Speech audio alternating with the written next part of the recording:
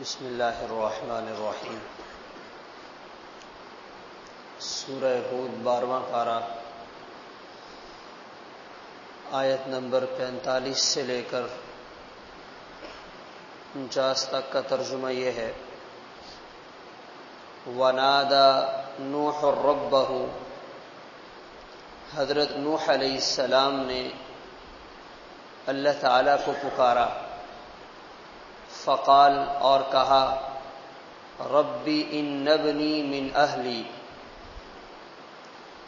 اے میرے رب، بے شک یہ میرا بیٹا میرے اہل خانہ میں سے ہے، وَإِنَّ وَعْدَكَ الْحَقُّ وَأَنْتَ أَحْكَمُ الْحَاكِمِينَ، بے شک آپ کا وعدہ حق اور سچ ہے اور سب سے بڑے حکم لگانے والے، فیصلہ کرنے والے آپ ہی ہیں۔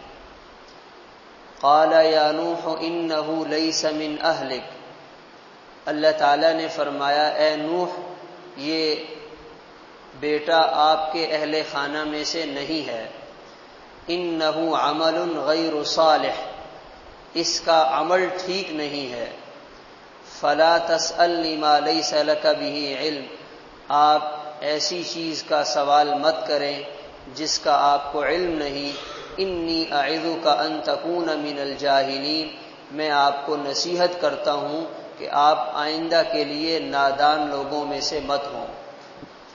قال رب انی اعوذ بک ان اسألک ما لیس لی بہ علم، حضرت نوح علیہ السلام کہنے لگے، اے میرے رب، میں اس بات سے پناہ مانگتا ہوں کہ میں آپ سے وہ چیز مانگوں جس کا مجھے یقینی علم نہیں، وَإِلَّا تَغْفِرْ لِي وَتَرْحَمْنِي، اگر آپ نے مجھے معاف نہ کیا، مجھ پر رحم نہ کیا، أَكُن مِّنَ الْخَاسِرِينَ، میں خسارہ پانے والوں میں سے ہو جاؤں گا۔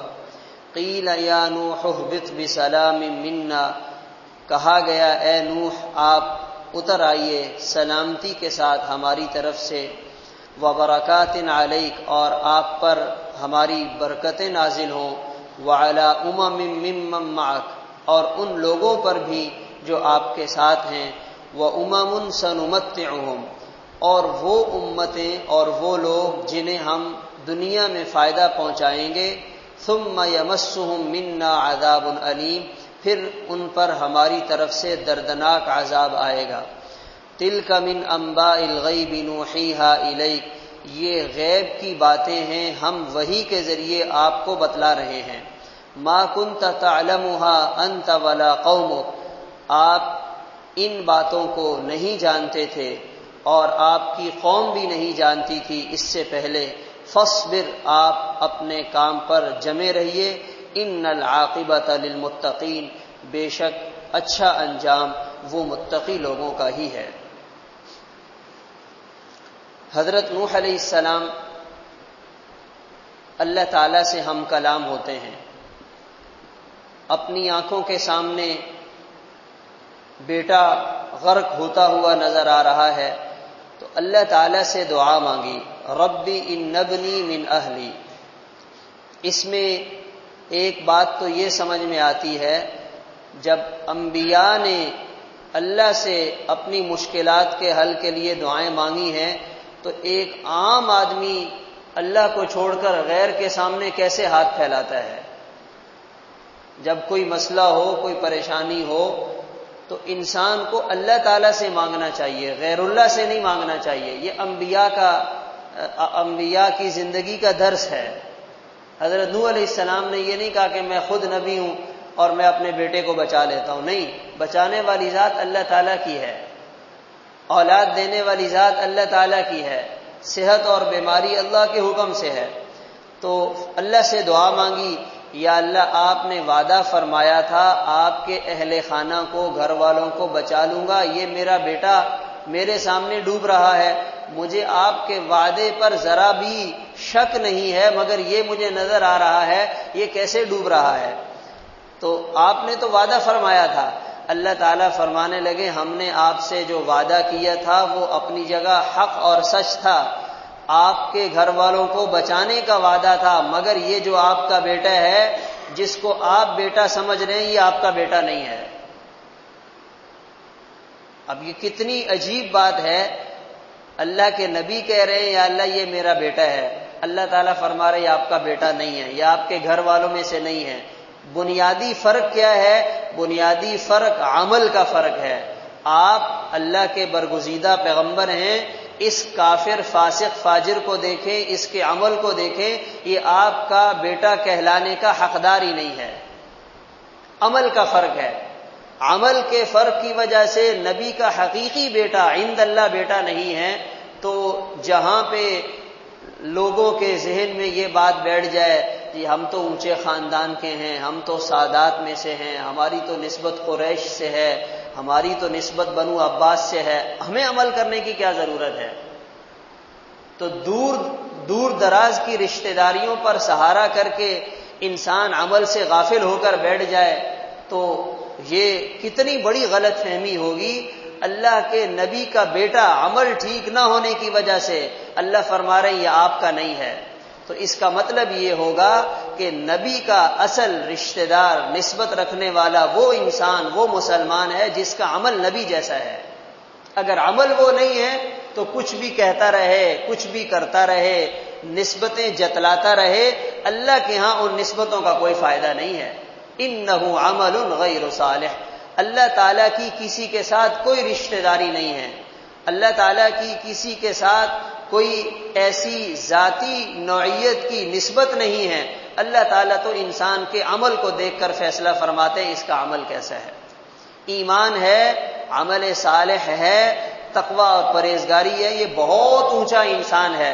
اگر یہ نہیں ہے تو نبی کا بیٹا ہے، اللہ کے ہاں زیرو ہے، کچھ بھی نہیں ہے۔ انہ عمل غیر صالح۔ اور پھر ہمیں یہ بھی سمجھنا چاہیے یہ ایمان انسانی زندگی کا اصل اور حقیقی جوہر ہے۔ ایمان ہے تو انسان ہے، ایمان نہیں تو انسان کہلانے کا حقدار بھی نہیں ہے۔ کیسے نہیں ہے؟ اللہ تعالیٰ فرماتے ہیں اولئک کالانعام، یہ جو ایمان سے محروم لوگ ہیں یہ انسان نہیں، یہ جانور ہیں۔ اور جانور تو کیا، جانوروں سے بھی گئے گزرے ہیں۔ ایک ناپاک جانور کتا اپنے مالک کا ایک لقمہ، ایک روٹی کھا کر ساری رات پہرہ داری اور چوکیداری کرتا ہے کہ میرے مالک نے مجھے شام میں کھلایا تھا۔ یہ کیسا عجیب انسان ہے جس انسان کو رب نے دنیا میں آنے سے لے کر آج تک کھلایا، یہ اسے پہچاننے کے لیے تیار نہیں ہے۔ جس حقیقی مالک اور خالق نے اسے یہاں تک پہنچایا یہ اس کو ماننے کے لیے تیار نہیں۔ تو انسان میں اگر ایمان نہیں ہے تو در حقیقت وہ انسان بھی نہیں ہے، وہ انسان کہلانے کا حقدار ہی نہیں ہے۔ حضور پاک صلی اللہ علیہ وسلم ایک دفعہ بیٹھے ہوئے تھے، ایک صاحب آئے، بڑی عمدہ سواری اور بہت اعلیٰ لباس اور بڑی شان کے ساتھ گزرے۔ جب وہ چلے گئے تو آپ نے صحابہ کرام سے پوچھا اس کے بارے میں آپ لوگوں کا کیا خیال ہے؟ فرمایا یہ تو اتنا زبردست آدمی ہے، جہاں جائے لوگ اس کے لیے کھڑے ہو جائیں، لوگ اسے اپنے سر پہ بٹھائیں، اس کی بات کو پوری توجہ سے سنیں، کہیں رشتے کے لیے، نکاح کے لیے پیغام بھیجے، لوگ منع نہیں کریں۔ آپ نے صحابہ کی بات سن کر خاموشی اختیار کی۔ پھر ایک اور صاحب گزرے، معمولی لباس، پھٹے پرانے کپڑے، دیکھنے میں بھی خستہ حالت ہے۔ آپ نے ان کے گزرنے کے بعد پوچھا اس کے بارے میں کیا خیال ہے؟ آپ نے فرمایا یا رسول اللہ ان کو تو کوئی ساتھ بٹھانے کے لیے بھی تیار نہیں ہے، کوئی بات سننے کے لیے تیار نہیں ہے، کہیں پیغام نکاح بھیج دیں کوئی رشتہ دینے کے لیے تیار نہیں ہے۔ آپ نے اس کے بعد دونوں کو سامنے رکھتے ہوئے فیصلہ فرمایا وہ جو پہلے گزرا تھا وہ ایمان سے خالی تھا، وہ بے ایمان تھا۔ فرمایا اس جیسے لوگوں سے ساری دنیا بھی بھر جائے اور ساری دنیا اس جیسے لوگوں سے بھر جائے، یہ سارے کے سارے اس کمزور معمولی انسان جو بعد میں آیا ہے، ایمان والا ہے، اس کا مقابلہ نہیں کر سکتے۔ تو ہم تو دیکھتے ہی دنیا کی چیزوں کو ہیں، سٹیٹس کو دیکھ کے فیصلہ کرتے ہیں یہ بڑا آدمی ہے، یہ چھوٹا آدمی ہے، یہ اعلیٰ انسان ہے، یہ چھوٹا انسان ہے۔ یہ ہمارے بنائے ہوئے معیار ہیں۔ اللہ تعالیٰ حضرت نوح علیہ السلام کے واقعے کے ذریعے ہمیں سمجھا رہے ہیں کہ انسان اگر عمل کے اعتبار سے ٹھیک ہے تو وہ چاہے کسی کافر کا بیٹا کیوں نہ ہو، وہ اللہ کے ہاں بڑا ہے، اور اگر عمل اس کا خراب ہے وہ نبی کا بیٹا کیوں نہ ہو، اللہ فرماتے ہیں یہ آپ کا بیٹا نہیں ہے۔ پھر اللہ تعالیٰ نے حضرت نوح علیہ السلام کو حکم ارشاد فرمایا، اب ہم نے مجرموں کو ہلاک کر دیا۔ تفاسیر میں اس واقعے کی تفصیلات اور بھی ہیں، جیسے 6 مہینے تک یہ کشتی چلتی رہی، حضرت نوح علیہ السلام اس کے اندر رہے، پھر بارش رک گئی۔ اللہ تعالیٰ نے حضرت نوح علیہ السلام کو طویل عمر عطا کی۔ ابن عباس رضی اللہ تعالیٰ عنہ کی روایت کے مطابق 1400 سال عمر تھی حضرت نوح علیہ السلام کی، اور ایک بال بھی سفید نہیں ہوا۔ اللہ تعالیٰ کی مرضی ہے، اتنی لمبی عمر عطا کریں، بڑھاپا نہ آئے، بال سفید نہ ہو، اللہ جوانی کو چلاتے رہیں۔ سب سے پہلے جس شخصیت کے بالوں میں سفیدی آئی ہے وہ حضرت ابراہیم علیہ السلام ہے۔ اس سے پہلے انسانوں میں کسی کے بال سفید نہیں ہوئے ہیں۔ حضرت ابراہیم علیہ السلام نے دیکھا تو حیران ہوئے، تو اللہ تعالیٰ نے فرمایا یہ ہماری طرف سے وقار اور بزرگی آپ کو دی گئی ہے۔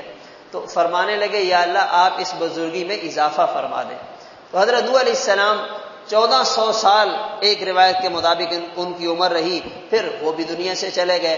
اللہ تعالیٰ نے یہ تمام واقعات بتلائے اور آپ صلی اللہ علیہ وسلم سے فرمایا کہ آپ نہیں جانتے تھے، ہم نے آپ کو یہ سب کچھ بتایا، اور اب ہمارا اٹل اور آخری فیصلہ ہے، ان العاقبۃ للمتقین، اچھا انجام تقوی والوں کا ہوا کرتا ہے۔ یہ اللہ کا فیصلہ ہے۔